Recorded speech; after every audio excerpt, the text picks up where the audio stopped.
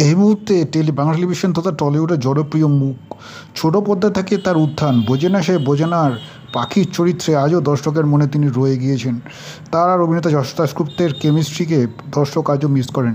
কথা হচ্ছে বাংলা টেলিভিশনের অত্যন্ত জনপ্রিয় অভিনেত্রী মধুমিতা সরকারের।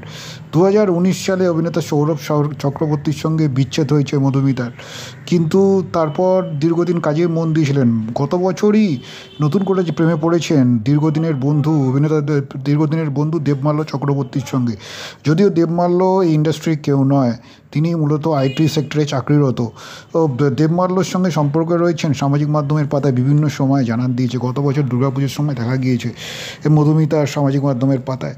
তবে কবে বিয়ে করবেন এই প্রশ্নের উত্তর স্পষ্টভাবে দেয়নি। তবে যেটা জানা যাচ্ছে, এবছরই ডিসেম্বরেই বিয়ে করতে চলেছেন, বছরের শেষেই।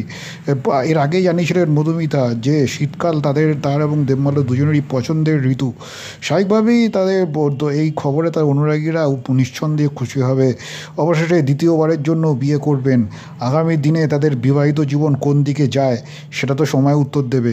তার আগে সম্ভবত এই ডিসেম্বরেই বিয়ের পিঁড়িতে বসছেন অভিনেত্রী মধুমিতা এবং দেবমাল্য। যদিও এই প্রশ্নের উত্তরের কোনো স্পষ্ট জবাব এখনও দেননি মধুমিতা।